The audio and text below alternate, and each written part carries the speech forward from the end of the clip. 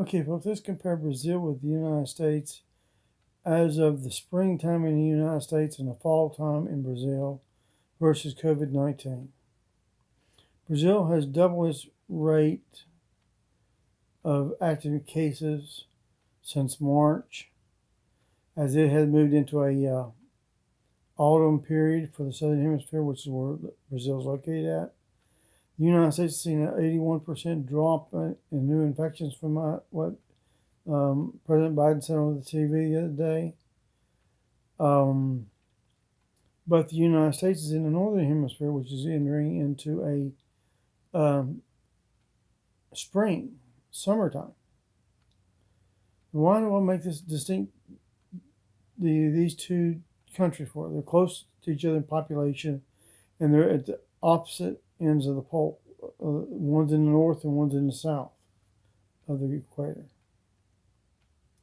Brazil has more than doubled the number of active cases since March, like I just said.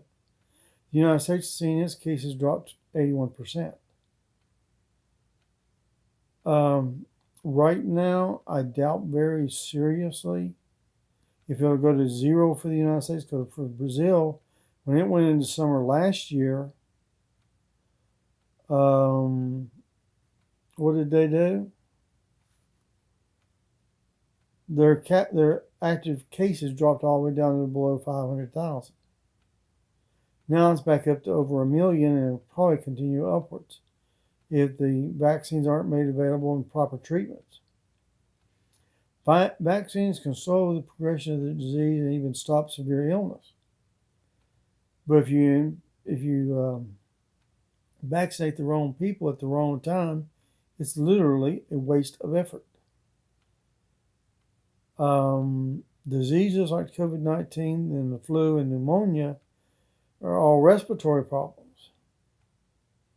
And respiratory problem illnesses are most notable during the fall through springtime.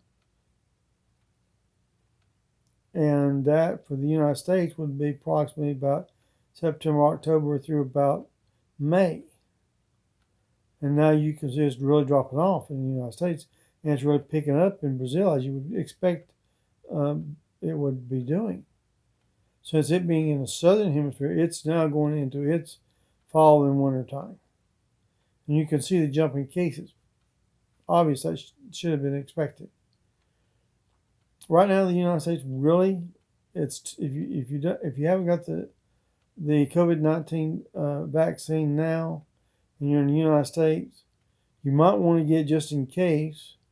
Because when I look at Brazil, it was still spreading in Brazil even after that, but it leveled off a little under 500,000.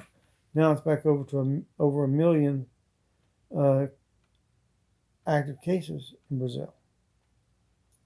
So how far down will ours go this summer?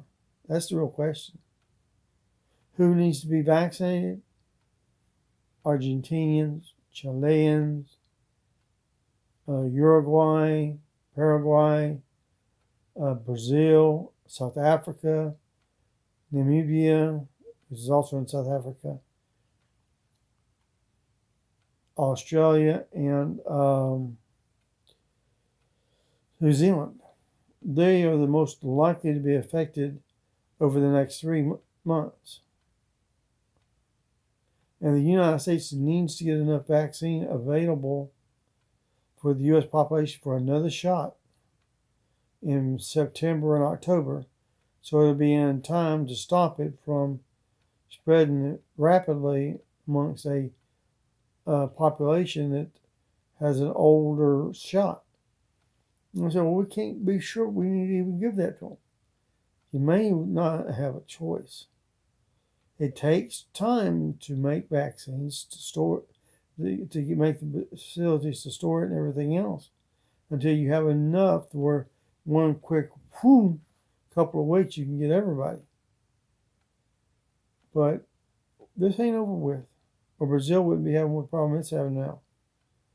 It's entering the preferred temperature zone of respiratory illnesses, where the United States is now coming out of it, being in the northern hemisphere, the United States is starting to go into summer. Well, Brazil's in the southern hemisphere, and due to the tilt of the earth, that puts it in the winter time. So the question is, do we believe the figures? A 1% decline in the United States, 100% increase in Brazil. This fight ain't over by any means. Well, Thomas Will's out here. Have a good day.